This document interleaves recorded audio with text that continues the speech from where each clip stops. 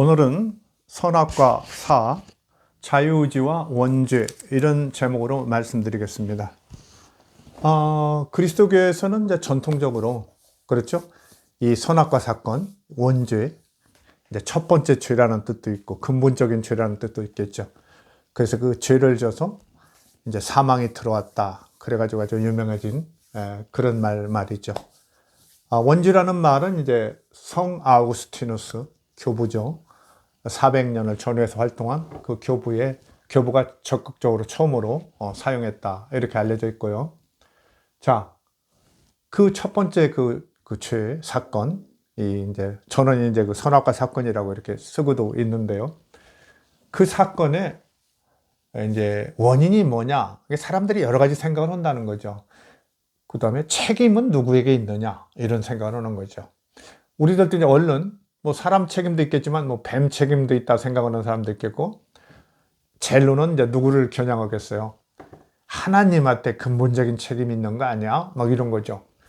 그런 인간을 만들고 그런 뱀을 만드셨고, 그죠? 그리고 그거 뻔히 전능하신 분이 아셨을 텐데 그걸 왜 막지 않았나? 천사라도 좀 둬서 못 따먹게 좀 하시지. 이런 생각하는 거죠. 그런 일이 이제 일찍부터 시작된 것 같아요. 특히 이제 기원 후쯤 되면은 영지주의 같은 게 이제 막 발달하잖아요. 그러면서 이제 그 좀 신비한 어떤 지식 같은 거 이런 걸 추구하고 이러는 사람들인데, 그런 분들이 이제 이 선악과 문제를 많이 거론하죠. 왜 그러냐면 사실 왜 선악과가 그렇게 문제될 만한 소지가 있냐면, 전에도 말씀드렸지만은 이 세상은 우리가 현상적으로 보면 어때요? 분명히 선과 악이 있죠. 있는데 마치 실제 같은데 둘 다 어떻게 보면 거의 유일하게 이제 그 야훼 종교, 유대교만은 유일신을 선포하면서 그 신을 또 선신으로 얘기하죠. 그러니까 하나님은 이제 창세기 1장 보면 모든 것을 다 만들면서 다 좋았다는 게 선입니다. 굿이죠, 굿. 좋았다. 아주 굿이야. 이런 거죠. 다 좋아요. 그러니까 뭐 심하게 얘기하면 심하게가 아니라 동물들도 만들고 좋아했잖아요. 그러니까 뱀 만들고 또 좋았다. 이렇게 하셨겠죠. 이렇게 했을 테니까 모든 것을 다 좋다. 이렇게 얘기해 놨는데, 실제는 어떻게 이런 죄가 발생하고 죽음이 발생하느냐. 그런 악한 일이, 죄악이 발생할 수 있느냐. 이런 누구나 이제 어떤 뭐 이렇게 생각을 해볼 만하죠. 근데 이제 영지주의자들 이런 사람들이 많이 얘기를 하고요. 그래서 이제 그 마르키온이라고 하는 사람, 1세기에서 2세기에 살았던, 나중에 이단으로 정죄되는 아주 돈도 많고 그런 그리스도교 운동을 했던 사람이라는데, 로마에서 활동을 그랬다고 그러죠. 그 사람은 이제 유명하죠. 구약의 그 야훼 하나님과 예수님의 하나님은 다르다. 이렇게 딱 구분을 해버립니다. 근데 그런 생각하는 사람들이, 그 지지자들이 꽤 많았어요. 그리고 이제 우리가 이제 그 3세기에 이제 과거 페르시아 지역, 그 3세기에 만이라는 사람이 있었죠. 그 마니교라는 종교를 열었던 만이라는 사람은 원래 그 조로아스터교와 그리스도교, 불교를 이렇게 혼합한 그런 종교를 열었는데, 많이도 그렇죠. 그 악의 문제를 그 사람도 생각했기 때문에 그 선신이 있는데, 선신은 그렇게 전능한 신이 아니라고 그래요. 아주 거대한 선신. 그 다음에는 악의 왕, 악신. 이렇게 있다고 그래요. 그러니까 그 유대교에서 얘기하는 유일신, 하나님의 선신, 이것과는 다르게 어떻게 보면 조로아스터교나 이런 데 어떤 영향을 좀 받아 넣은 거죠. 조로아스터교는 이제 선신은 하나 있지만 그 선신의 두 영이 있는데, 그게 선한 영과 악한 영으로 태어났다. 그래서 이원적 이론론을 얘기하는데, 그런 것들을 이렇게 혼합한 거죠. 그래서 그런 생각들이 꽤 유행했어요.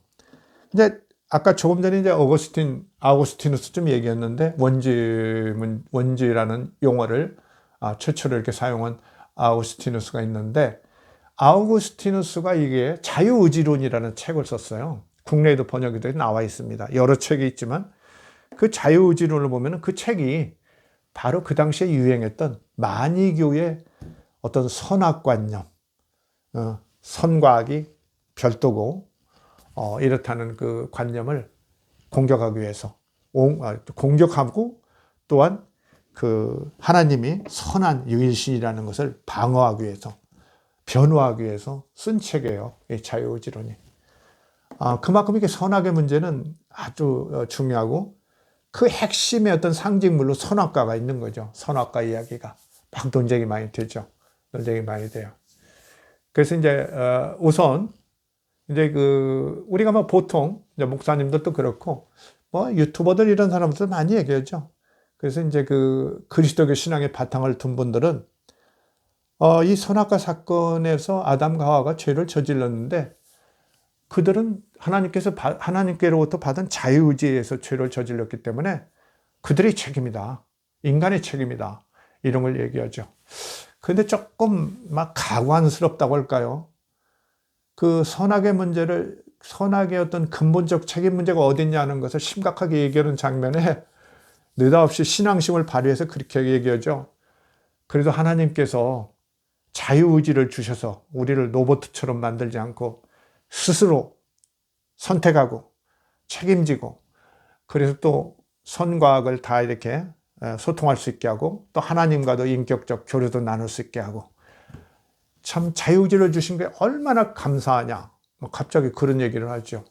저도 뭐 옛날에는 참 고마운 일이다 이렇게 생각했지만은 정말 자유의지를 줘가지고 인간이 그렇게 치명적인 그 산고를 겪고 저주를 받고 노동의 그런 힘든 노동을 해야 하고 결국 죽음을 맞이했다고 그러는데 그런 어떤 운명적인 어떤 처벌을 받는 순간에 그래도 하나님께서 자유의지를 줘서 우리가 아담과 하와가 자유롭게 선택해서 그런 일이 있게 됐는데 그래도 자유의지를 주신 게 얼마나 감사하냐는 얘기가 참 어울리지 않는 얘기 같지 않습니까? 그렇죠? 참 어울리지 않는 것 같아요. 그래서 이 자유의지가 정말 이 선악과 사건, 원죄에 얼마나 책임이 있는가 이런 문제를 오늘 조금 심도 있게 얘기해 보려고 합니다. 자, 첫째 그리스도교의 자유의지. 그리스도교에서 자유의지는요, 오리게네스라고 2세기에서 3세기에 살았던 그 철학을 많이 공부하고 아주 정말 대단한 학자입니다. 나중에는 이제 이단으로 정죄되고 그랬지만은 대단한 학자인데요. 그 알렉산드리아 출신으로 제가 알고 있는데요. 이분이 이제 뭐라고 정의를 했냐면 자유의지를 선과 악 사이를 구분하는 이성의 능력이다. 선과 악을 구분하는 이성의 능력이다. 그래서 어떤 선택의 능력이다. 또 이런 것도 붙이고 있는데요. 두 가지에서 하나를 선택하는 그런 능력이다. 뭐 이렇게 크게 틀리지 않죠. 근데 이게 이제 그 칼뱅의 기독교 강요에 보면은 이런 오리게네스의 정의가 뭐 이렇게 일반적으로 통용된다. 결정된 건 아니지만 통용되고 있다. 이렇게 얘기합니다. 그 다음에 우리가 잘 아는 이제 교부 성 아우구스티누스, 어거스틴이라고도 하죠. 성 어거스틴은 그 자유의지론에서 자유의지는 중간선이다. 이렇게 얘기해요. 조금 이따 설명하겠습니다. 중간선으로 더 좋은 선도, 낮은 선도 선택할 수 있는 인간의 본성이다. 영혼의 능력이다. 이렇게 얘기해요. 그 아우구스티누스는요, 하나님을 뭐 당연히 선신으로 보죠. 선신으로 봅니다. 그러면서 하나님께서는 온 세상을 선하게 만들었기 때문에 이 편의적으로 구분하면 세 등급의 선이 있다는 거예요. 그래서 아주 보편적인, 아주 그 모든 사람에게 좋은 선이 있고요. 그 다음에 이렇게 중간선, 있고, 하급의 선이 있다고 그래요. 이제 제일 하등의 선은 뭐냐면은 어떤 개체나 개인에게만 좋은 선이에요. 그렇죠? 나에게는 좋은데 다른 사람에게 때는 손해가 되고 그런 거 있어요. 그렇죠? 뭐 내가 뭐 시험을 잘 봐서 1등을 했다 그러면 다른 사람은 1등 못 하겠죠. 이런 건 조금 문제가 있다고 보이는 거죠. 하여간 하나님은 그 천지를 창조하고 만물을 창조할 때 다 좋다고 그러죠. 창세기 1장에 보면 다 선으로 이렇게 창조했는데 이렇게 고귀한 만인에게 통하는 만물에게 통하는 선이 있고 하나님의 진리 같은 거겠죠. 그 다음에는 이제 그 중간선이 있는데, 이 자유의지가 그거다. 그러니까 더 좋은 것도 택할 수 있고 덜 좋은 것도 택할 수 있다, 이런 거예요. 그러니까 이제 아우구스티누스는 모든 것이 선하니까 선을 그렇게 등급으로 나눈 거예요. 악을 얘기하지 않아요. 악은 절대 얘기하지 않아요. 여기 뭐 이제 자유의지론에 소제목이 이런 제목이 있어요. 죄악을 하나님께 돌려서는 안 된다. 그러니까 얼마나 이제 그 아우구스티누스가 이런 초기의 그 교부들이 하나님이 선신이라는 거, 유일신, 선신이라는 거 방어하기 위해서 얼마나 수고했나, 그런 거 알 수 있죠. 그리스도께서 이제 어떻게 보면 정통이라고 하는 지성들은 이렇게 좀 방어적이고 신정론에 서 있어요. 신정론이라는 것은 하나님은 옳다, 언제나 옳다. 그걸 방어하려고 하는 거죠. 아우구스틴은 어쨌든 자유의지론에서 자유의지는 중간선이다. 더 좋은 선과 덜 좋은 선을 선택할 수 있는 그런 본성이고 능력이다, 이렇게 얘기합니다. 그러면서 아우구스티누스는 이렇게 얘기합니다. 구체적으로 아담과 하와에 대해서. 아담과 하와는 하나님의 명령의 수령자다. 분명하죠. 특히 아담은 당사자죠. 너 다 따먹는데 이 선악과를 따먹으면 안 돼. 알아들은 거죠. 명령의 수령자죠. 그래서 이렇게 하나님의 명령을 수령해서 하나님께서 충분히 지킬 수 있다고 본 사람이기 때문에 이런 얘기예요. 그렇기 때문에 그 아담은 그 최초의 인간이지만은 이성이나 오성, 지혜, 판단력에서 문제가 없는 완전한 인간으로 보여야 한다. 완전한 인간이다. 이렇게 이제 아우구스티누스는 얘기해요. 오늘날 우리하고 좀 생각이 다르죠. 저 같은 사람은 이제 역사학하고 인류학도 좀 알고 고고학도 좀 어느 정도 지식이 있고, 그렇죠? 생물학, 고생물학 이런 것도 알고 뭐 진화론 이런 것도 알고, 그러니까 우리는 어때요? 태초의 인간?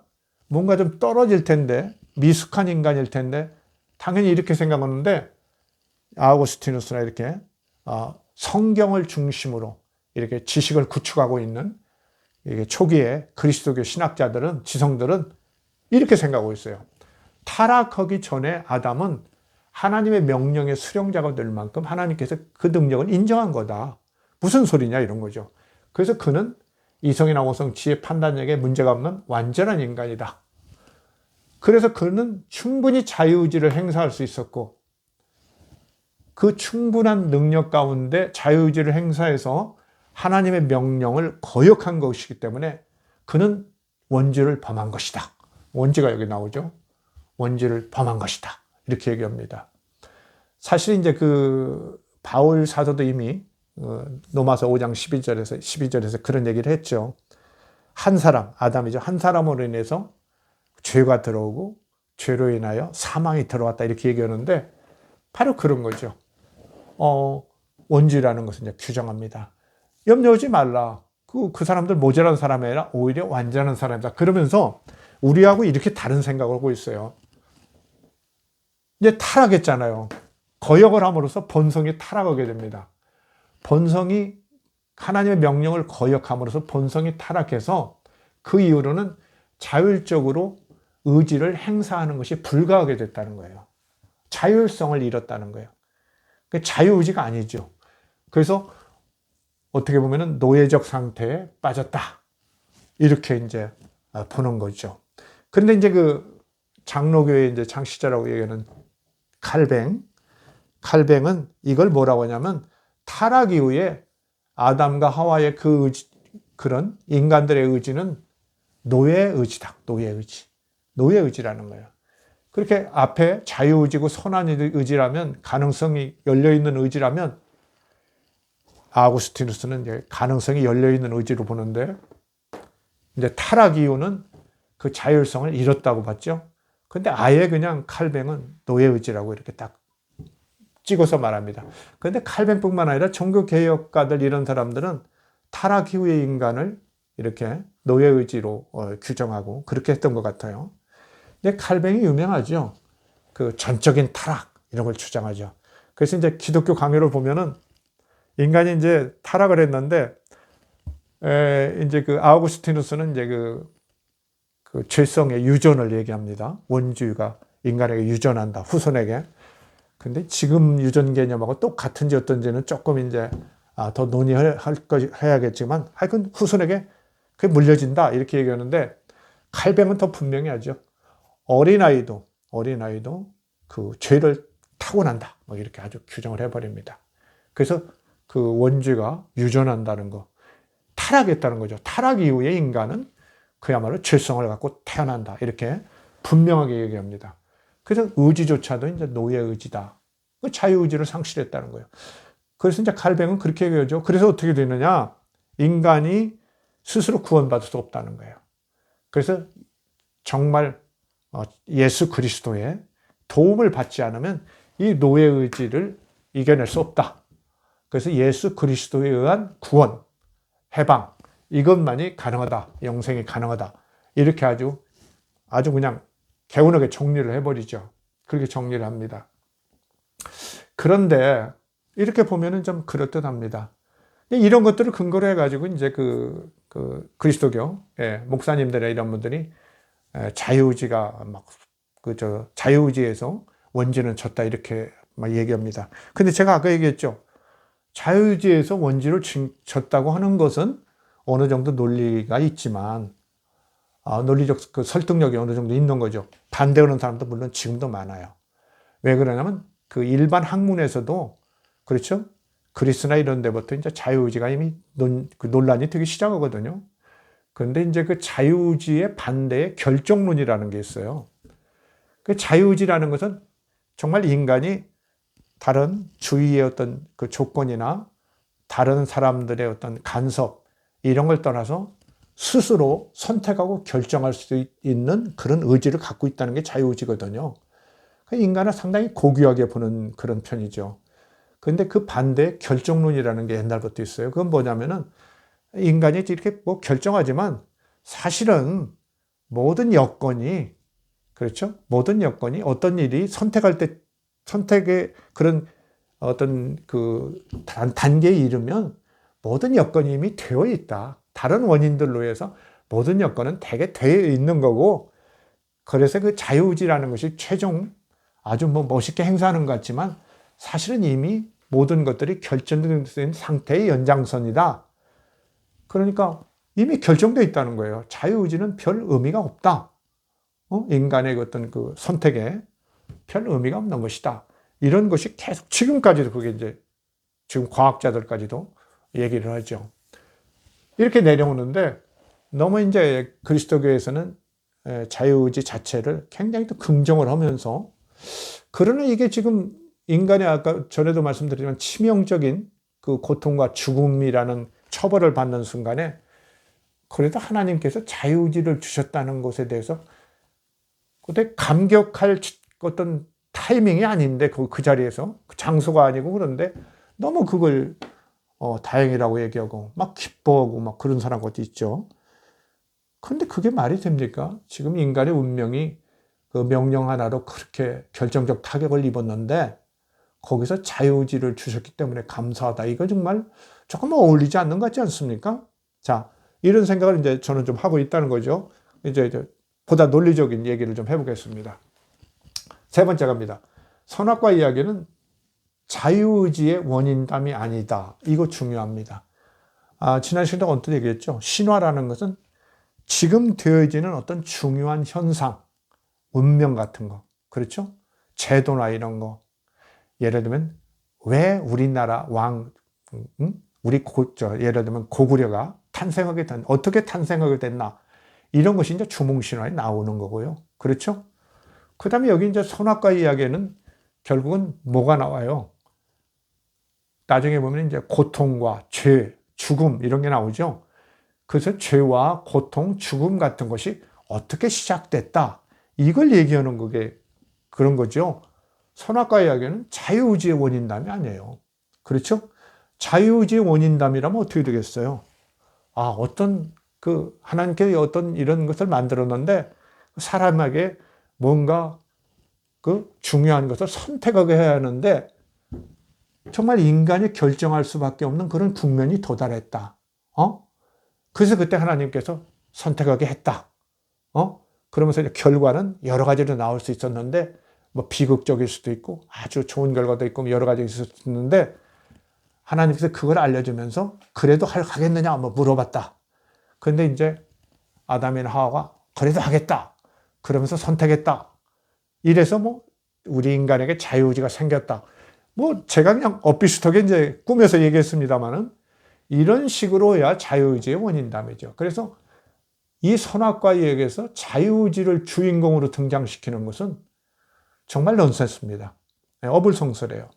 그래서 일단 선악과 이야기는 자유의지의 원인담이 아니다. 원 역사가 아니라는 거 우리가 좀 분명히 알고요.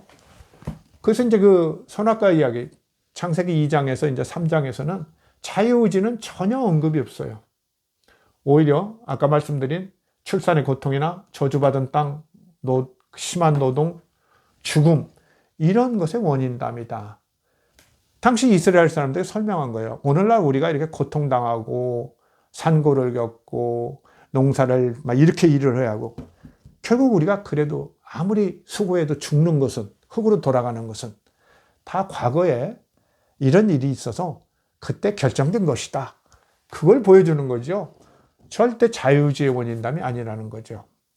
네 번째, 선악과 이야기는 자유의지에 의한 원죄의 성립보다는 자유의지에 의한 첫 번째 죄의 성립보다는 당대의 인지 수준과 현실적 필요성에 따라서 하나님의 명령에 불순종함이 원죄가 되었음을 말하고 있다. 이게 중요한 거죠. 아주 간단하게 얘기하면 그래요. 선악과 이야기는 뭔 얘기하는 거냐? 하나님의 명령에 불순종한 것이 원죄가 된다. 즉, 이렇게 큰 죄악이 됐다. 결정적 죄가 됐다. 이걸 알려주는 그런 내용이에요. 선악과 이야기에서 자유의지 얘기하는 거 아니에요. 불순종한 거. 하나님이 그랬죠. 이것만은 따먹지 마라. 근데 따먹지 말라는 걸 알고 있죠. 하와도. 하나님께서 따먹지 말라고 했어요. 이렇게 뱀한테 얘기하잖아요. 그런데도 따먹었단 말이죠. 그래 하나님의 명령을 거역한 거. 전에도 제가 얘기했죠. 지난 시간에 얘기했습니다만은 성경에서 구약 성경에서 선, 악, 그렇죠? 죄를 얘기할 때 그렇죠? 악이라는 건 뭐냐? 하나님을 거역하는 것이다. 하나님의 명령과 지시 이런 것에 거역하는 것. 그거예요. 하나님의 명령에 불순종한 것이 원죄가 된다. 어때? 율법에는 뭐라고 그래요? 너희가 하나님의 율법에 순종하면 복을 받고 그렇죠? 불순종하면 거역하면 징벌을 저주를 받을 것이다. 복이냐 저주냐 선택하라 이렇게 되죠. 바로 그런 차원에서 얘기하는 거예요. 선악과 이야기에서는 하나님의 명령에 불순종함이 원죄가 되었다는 사실을 밝혀주는 것이다. 그러면서 밝혀주면서 너희들이 그래서 이스라엘 사람들이 그런 거예요. 너희들이 그래서 지금도 그 고통을 당하는 것이다. 그거 원망하지 말아라. 하나님께서는 선하게 이 세상을 창조하고 선하게 대접했는데 너희 조상들 둘이 그렇게 인간의 조상들 둘이 하나님의 명령을 거역했기 때문에 이렇게 징벌을 받은 것이다. 저주를 받은 것이다. 그거 우리 인간들의 운명이다. 여러분 아시겠죠? 받아들이세요. 이렇게 하는 거예요. 알겠죠? 자, 그리고 이제 우리가 여기서 조금 하나 더 이제 참고할 게 있어요. 여기 자유의지는 인격적 행위고 선택 결과에 대한 책임의식이 동반되는 것이 대개 일반적이에요. 우리가 자유의지를 얘기할 때는 그렇게 뭐 옆에서 뱀에게 유혹받았다든지 그 다음에 이렇게 정신 상태나 판단력이 미숙한 상태에서 어떻게 이럭저럭 하다가 예를 들면 어린아이가 선택한 뭐 이런 것도 죄도 뭐 자유의지에서 했다. 이렇게 얘기는 안 된다는 거죠. 정말 인격적으로 이제 반듯하게 서서 뭔가 책임이 따르는 결정을 하는 거. 이걸 이제 모범적으로 보는 거죠. 그 모범적으로 보는 거예요. 인격적 행위와 선택 결과에 대한 책임의식이 동반되고 있다. 아까 또 언뜻 말씀드렸는지 모르지만 지난 시간에 말씀드렸죠. 페르시아의 조로아스터교가 그런 거예요. 조로아스터교는 그런 선한 영과 악한 영의 그 탄생이 그 영들의 자유의지에 의한 선택일 뿐만 아니라 조로아스터교의 그 신도들은 아우라 마스다를 믿죠. 선신 아우라 마스다를 신앙하는 그런 신도들은 자유의지를 가지고 선을 선택해 가지고 적극적으로 선한 영을 도와서 이 세상에 선과 악의 전쟁에서 승리하도록 도와야 한다는 거예요. 그래서 이미 조로아스터교가 유대교와 그 거의 나란히 있었잖아요. 이미 그 기원전에 이미 그 확립돼서 그렇게 널리 믿어진 종교인데 거기에서 이미 일반 이 백성들의 자유의지가 얘기돼요. 그런데 그 자유의지는 어때요? 자기 개인의 선과 악뿐만 아니라 무엇을 택하느냐 이미 얘기가 됐어요. 윤리적인 면에서 얘기뿐만 아니라 이런 국가사회적, 우주적인 선과 악의 투쟁이라는 이제 우주적인 어떤 역사 속에서도 일반 그런 신도들, 백성들도 선을 자유의지로 택할 것을 요구하는 거예요. 멋지죠? 그게 개인의 어떤 행위나 운명뿐만 아니라 역사에 전 지구적 차원의 우주적 차원의 역사에서도 자유의지를 인간들이 개인들이 행사해서 참여하라. 이렇게 얘기하기 때문에 그 페르시아 그다음에 지금까지 이란도 그러고요. 아주 그 개인들의 어떤 뭐라고 할까요? 이 역사의 어떤 참여도 국민들의 이런 게 굉장히 강하죠. 이런 것들이 시작되는 거예요. 그 페르시아의 그 조로아스터교에서 자유의지는 이렇게 정말 인격적 행위고 아주 그 고도의 선택 행위. 얼마나 큰 책임 따라요. 선과 악을 따르면 이 세상에는 어떻게 보면 조금 편한 면도 있거든요. 선이 처음에는 많이 고생하고 그러잖아요. 그러나 끝내 이제 선이 이긴다 이러면서 선을 그 자유의지에서 택할 것을 권하거든요. 이러기 때문에 이미 유대교와 더불어서 나란히 있었던 조로아스터교에 이렇게 자유의지가 일반인에게도 강조되고 있다는 거.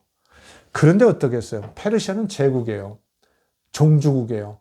여기서 자유의지가 강조됐기 때문에 그러면 유대교에서도 강조됐겠네. 이렇게 생각하기 쉬워요. 그러나 그럼 큰 오산이에요. 만약에 이스라엘 쪽, 유대인들 쪽에서, 유대교 쪽에서도 자유의지를 강조하면 어떻게 되겠어요? 자유는 결국은 뭐예요? 악을 이기고 선이 승리하는 거예요. 최후의 심판을 통해서도 구원받는 거예요. 그러면 유대교에서도 자유의지를 주장하면 어떻게 돼요? 어떻게 보면은 그 제국들을 극복하고 해방을 맞는 거예요. 그러니까 제국의 지배에 대한 거부가 될 수 있거든요. 구원이나 해방은. 이런 거 얘기할 수 있겠어요? 감히? 그렇게 얘기하잖아요. 옆에 제국에서는 자유의지를 외치고 야단일지라도 이 식민지 유대에서는 절대 그렇지 않아요. 왜 제가 그랬죠? 왜 야훼 신앙이 토라로 옮겨왔느냐? 그것은 해방이나 구원을 마음껏 선포할 수 없었기 때문에 현실 역사에서 역사를 주관한다는 야훼 하나님의 모습을 유지할 수 없기 때문에 그걸로 옮겨진 것이다. 그렇게 얘기했죠. 바로 그렇게 옮겨진 데에서 자유의지를 막 주장하면 어떻게 되겠어요? 그건 페르시아에 저항하는 거죠. 그런 거 가르치지 않습니다. 뭘 가르치겠어요? 순종을 가르쳐요. 순종. 식민지 유대교에서는 순종을 가르칩니다. 순종 안에서 이런 원주가 있었고 이렇게 인간의 치명적인 운명이 다가왔다. 사망이 다가왔다. 그러니까 하나님의 명령을 절대적으로 지켜라. 이 순종을 강조하는 거죠. 그걸 강조하기 위해서 선악과를 지금 만들어 놓은 거예요. 선악과 이야기를. 그래서 자유의지가 당시의 그 유대인들의 상황에서 페르시아의 그런 지배하에 있었던 BC 400년경의 상황이라면 도저히 자유의지를 일반 유대인들에게 그것을 권장하거나 권유할 수 있는 그런 게 전혀 아니죠. 그래서 이 선악과 이야기가 행여 자유의지를 만든 것을 이렇게 알려주려고 한다거나 그런 원인담이라거나 이런 것처럼 그냥 논리도 없게 엇비슷하게 이때 자유의지를 하나님께서 만들어줘서 너무 감사하다는 이런 얼치기 원인담은 전혀 어울리지 않는 거예요. 그러니까 신화학에서도 전혀 설득력이 없고요. 당시의 국제 정세나 유대인들이 당하고 있는 현실에서도 전혀 설득력이 없고 성경의 어떤 형성사, 편집사에서도 전혀 설득력이 없어요. 이 점을 좀 분명히 좀 알아야 합니다. 그리고 사실 어때요? 창세기 3장 12절 13절에 보면 어때요? 아담이 이제 숨었으니까 하나님께서 그러죠. 아담 너 어디 왜 숨었냐? 그러니까 그랬죠. 당신이 만들어준 여자가 그 과일을 선악을 알게 하는 과일을 따먹으라고 해서 제가 이렇게 먹고 부끄러워서 숨었습니다. 이러죠. 아담은 여자한테 책임을 돌리죠. 그러니까 여자한테 그러죠. 하와한테. 여자야, 너 어떻게 된 거냐? 그러니까 뱀이 따먹으라고 해서 따먹었습니다. 이렇게 책임을 전가해요. 이것은 원래 자유의지가 인격적 행위와 책임의식과 짝하여 있다는 것과 그런 전형적인 그런 모습과는 전혀 다르죠. 자기 책임을 지지 않으려고 하는 그런 행동, 행태죠. 남에게 책임을 미루는 거예요. 이때 이제 아담이 이렇게 했으면 어떨까요? 하나님, 당신이 만드는 여자가 줬는데 사실 따먹은 건 역시 제가 결심하고 따먹은 겁니다. 저의 선택입니다. 죄송합니다. 저에게 징벌을 내려주십시오. 여자가 아닙니다. 제가 아무리 뱀이 유혹했지만 그거 거부할 수 있었는데 하나님의 명령을 제가 거역했습니다. 그리고 남편은 아무 죄가 없습니다. 제 책임입니다. 이렇게 얘기했다면 좀 자유의지를 얘기할 수 있어요. 이거 어쩌면 자유의지의 원인답니다. 이렇게 얘기할 수 있는데 이게 책임을 전가하는데 여기서 자유의지를 얘기한다는 건 참 설득력이 없다고 보는 거죠. 자, 다섯 번째입니다. 아우구스티누스나 칼뱅 등 이 자유의지 원지론자가 할 수 있겠죠. 이 사람들은 철저하게 방어적인 사람이에요. 신정론을 옹호하는, 하나님은 옳다 무조건. 그래서 이방 종교나 이렇게 야훼가 유일한 선신이라는 것을 의심하는 사람들에게 철저히 방어적으로 나와요. 그러니까 아까도 얘기했죠. 아우구스티누스의 그런 자유의지론에는 죄악을 하나님께 돌려서는 안 된다. 이런 아주 기본 입장이 있는 거예요. 기본 입장이 있어요. 그래서 이런 그거 우리가 이 신정론에 의한 어떤 변증이죠. 변증. 신을 변호하는 이런 논리를 가진 신앙인의 입장을 분명히 갖고 있기 때문에 아무리 학자적인 그런 자세를 갖고 있다고 해도 또 신앙인으로서의 기본 태도를 갖고 있기 때문에 그들의 해석에 이렇게 우리가 무조건 옳다 이렇게 할 수는 없다. 정말 아우구스티누스나 칼뱅 등의 논리는 신정론에 의한 면피성 논리일 가능성, 이것이 있다는 점을 우리가 좀 분명히 알자. 이걸 좀 말씀드리고 싶습니다. 그 다음에 이런 아우구스티누스나 칼뱅, 바울도 마찬가지고요. 뭐 토마스 아퀴나스나 이런 사람도 마찬가지예요. 그분들이 정말 당대로서는 너무 훌륭한 분들이에요. 아무리 봐도 대단한 학자들이고 훌륭하고 바울 같은 사람도 뭐 아무리 욕을 해도 정말 공로가 이제 대단한 그런 공로가 또 있는 거죠. 그렇게 이제 분석적으로 이렇게 그 어떤 그리스도교 성립의 그 중심 그 사상을 이렇게 세워놓은 사람이 없거든요.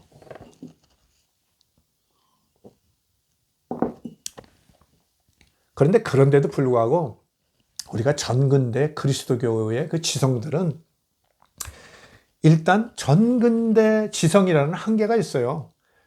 그리고 조금 더 얘기했지만 이제 신앙 변증 논리에 더군다나 치중하고 이러니까 오늘날 우리가 교양 있는 현대인들, 교양 있는 일반인들이 봐서도 설득력이 떨어지는 거예요.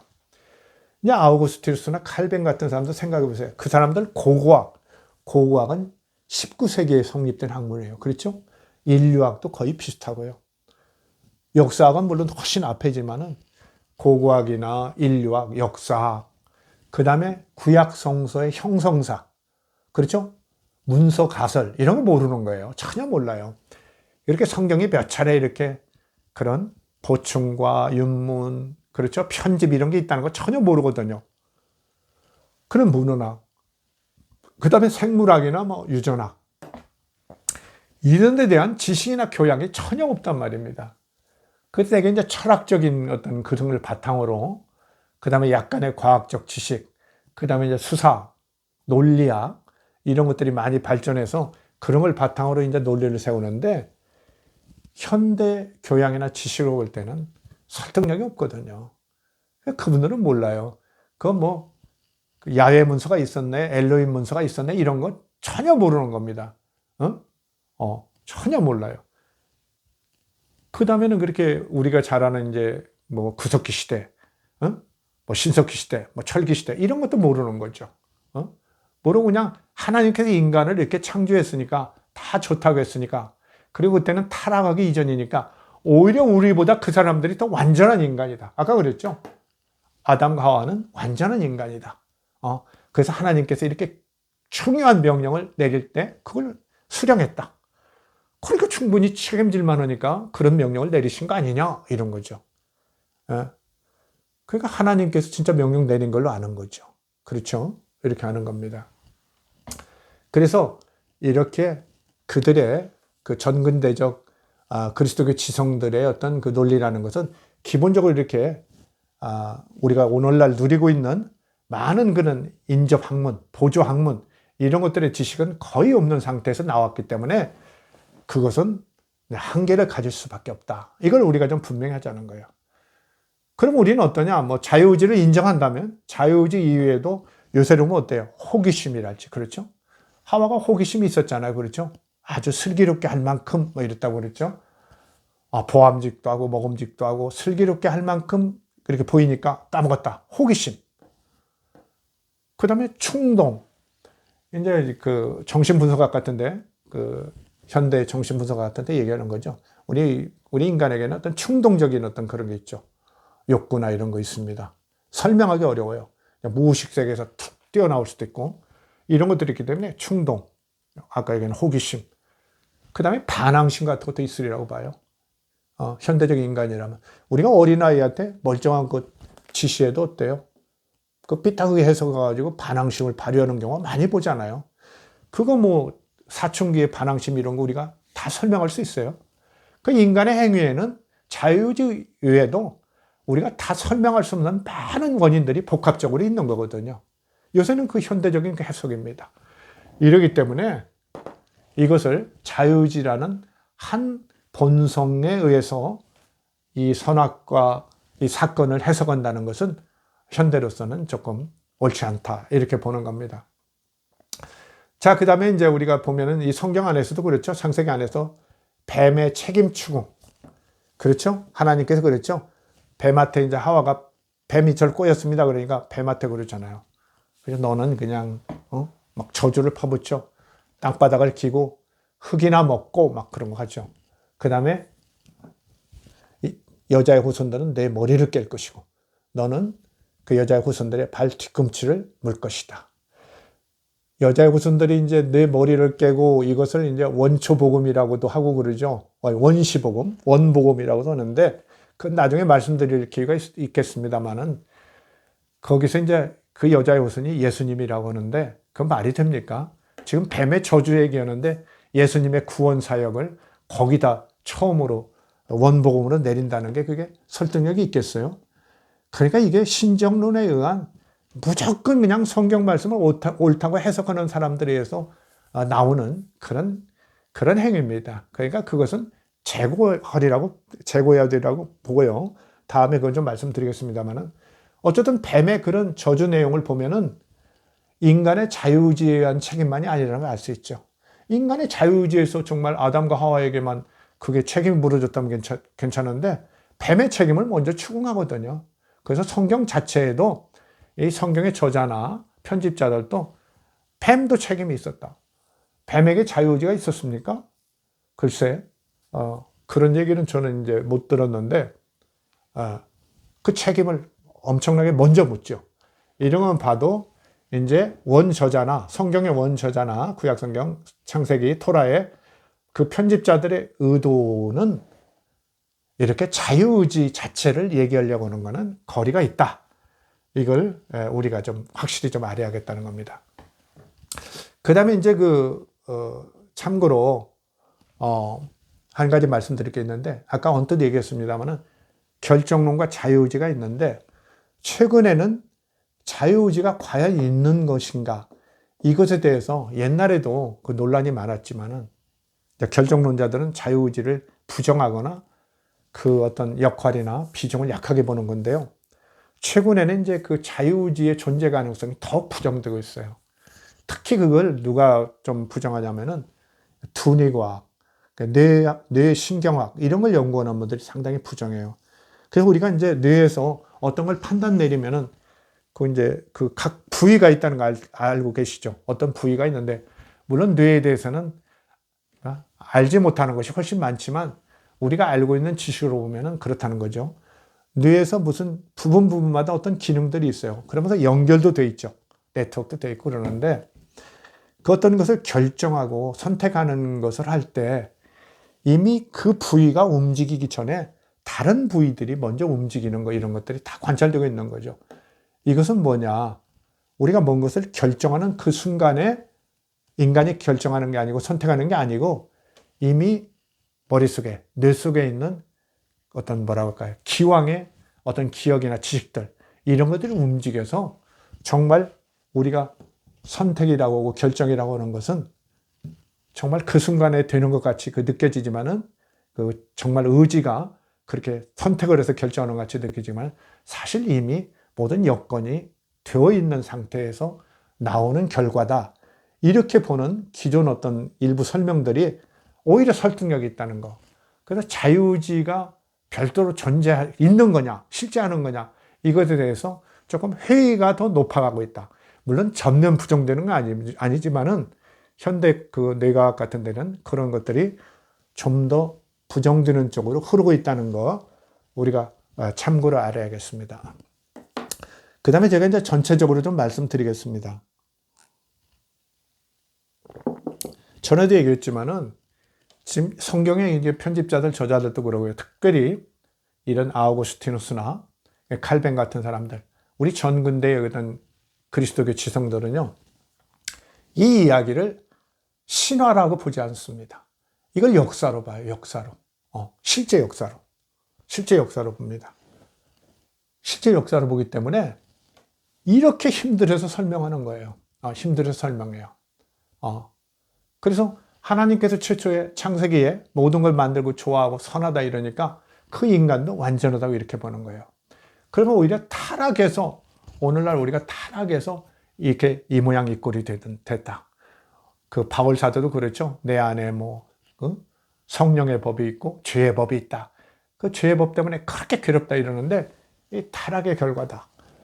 그러면서 이제 타락을 했지만 이성은 남아 있어서 그렇게 괴롭다는 건데요. 그렇지만은 어때요? 오늘날 우리가 이제 고고학이나 인류학 이런 거, 생물학, 이런 유전학 이런 것들 발달하고 역사학이 또 이제 발전하면서 어떻게 돼요? 과거로 갈수록 인간의 어떤 지능이나 그런 판단력, 지성 이런 건 형편없이 낮다는 것은 이제 상식이 되어 있어요. 우리가 초등학생도, 중학생도, 고등학생도, 대학생은 말할 것 없이 우리 일반인들도 다 그렇게 믿고 학교에서 시험 보면 다 그렇게 답을 쳐요. 그렇죠? 어때요? 우리보다 더 원시 인류가 막 두개골도 크고 지능도 발달하고 판단력도 높고 그렇습니까? 그렇지 않거든요. 그거 다 알고 그 시험에다 다 답으로 써놓고는 이렇게 교회 안에서만 이렇게 아담과 하와가 더 완전한 인간이고 타락하기 전에 인간이기 때문에 완전하고, 그 다음에 원죄를 친 다음부터는 인간이 노예 의지에 의해서 그 저급한 인간이 됐다. 이런 식의 설명이 무슨 설득력이 있겠냐 말입니다. 그게 신화가 이렇게 경전으로 돼버리니까 그걸 사실처럼 믿고 이렇게 설명하기 때문에 그런 거거든요. 여러분 어때요? 지금 정말 그렇게 생각해요? 선악과를 이분들이 따먹었기 때문에 그렇게 죽음도 오고 고통도 오고 그랬다고 생각해요? 여러분 솔직히 그렇습니까? 아니잖아요. 그렇죠? 영생나무 열매 하나 딱 따먹었으면, 저는 그런 생각도 해봤어요. 그 하나님께서 지금 영생나무를 그렇게 이제 사실로 믿는 분들에게 묻고 싶어요. 그렇게 천사와 화염검으로 지켰다고 그러는데, 그러면 그 생명나무 아직도 어디 있겠네요. 그렇죠? 그 중동 어디에 있을 거예요. 그렇죠? 그거 발견됐다는 얘기 없잖아요. 물론 그 생명나무를 또 예수님이라고 설명하는 이렇게 또 그리스도교의 또 신학도 있어요. 어거스틴이나 칼뱅도 생명나무를 예수님을 상징한다 이렇게도 얘기하고 그러는데, 어쨌든 생각해 보세요. 정말 그 생명나무 열매를 따먹으면 영생이 올까 봐서 하나님께서 그렇게 천사하고 그 화염검으로 지키겠다는데 그거 아직도 있어요. 그렇죠? 얘기대로라면 그쪽 어디 있겠네요. 말이 됩니까? 그 옛날 얘기인 거예요. 그러니까 기원전 뭐 한 9세기나 혹은 기원전 5세기 이런 유대인들, 이스라엘 사람들의 어떤 사고방식 내에서 자기들이 왜 죽게 됐나, 왜 이렇게 우리가 고통을 겪고 있나 이런 것을 설명하다 보니까, 상상하다 보니까 그런 얘기를 만드는 거죠. 자기들이 이해하기 쉽게, 재밌게, 그 다음에 이렇게 설득력 있게 만든 거죠. 그게 전혀 사실일 가능성은 없는 거죠. 우리는 그게 사실이 아니라는 것을 일상적으로, 교양적으로는 다 인정하면서 이렇게 성경 말씀만 갖다 설명할 때면 갑자기 자유의지 때문에 그렇고 그 선악과를 따먹었기 때문에 죄가 들어왔고 이런 걸 주장하는 거죠. 이건 정말 BC 9세기, 5세기 사람들의 논리예요. 그래서 이제 고대 나와서 중세 어느 정도까지는 설득력이 있었지만은 설득력이 있을 수가 없는 거죠. 그러니까 우리는 우리대로 왜 선악이 어떻게 되고 죄가 어떻게 시작되고 이것을 우리는 우리대로 현대적인 여러 학문들, 그렇죠? 이런 뭐 역사학이랄지 고고학, 인류학, 뭐 사회학, 심리학, 그렇죠? 생물학이랄지 여러 인접 학문들을 동원해서 우리들대로의 하나의 그 제대로 된 논리를 만들어야죠. 과학적으로 만들었다고 해서 신화가 아니냐, 뭐 꼭 그렇게 얘기를 그럴 필요는 없거든요. 우리 시대에 맞는 이야기를 만들어낼 수 있거든요. 그래서 이렇게 선악과가 정말 하나님이 자유의지를 주셔서 그렇게 그때 죄를 지고 죽음을 맞이했지만은 그래도 자유의지를 주시고 로봇을 안 만들어 주신 하나님께 너무나 감사한 일이다. 이런 식의 논리는 그런 얘기를 세상 어디에 가서 하겠습니까? 전도할 때 할 수 있을까요? 우리는 사람들은요, 원래 조금 옛날 태행적인 그런 어떤 것을 좋아하는 측면이 있어요. 그렇죠? 어렸을 때 하던 행위 이런 것들. 고향이 그립고 그렇죠? 어머니의 품이 그립고. 초등학교 시절 이런 거 많이 생각나고 그러죠? 옛날이 좋았거든요. 단순하고. 그런 면이 있거든요. 그러나 옛날을 회상하는 거고 그리로 돌아가는 거. 더군다나 현대의 삶을 그런 과거의 초등학교적 어떤 논리나 유치원적 논리로 살아갈 수는 없는 거죠. 그걸 분명히 하면서 이 자유의지가 이때 이 선악과 이 사건, 선악과 이야기 속에서 이 자유의지가 마치 처음 만들어졌다거나 그때 하나님께서 만들어주신 것을 우리가 이렇게 비참한 운명을 맞이했지만 그때 만들어주신 것을 너무 감사해야 한다는 그런 이야기, 이것은 우리가 좀 접어야 하리라고 생각합니다. 다음 시간에 또 연관된 말씀을 드리도록 하겠습니다. 감사합니다.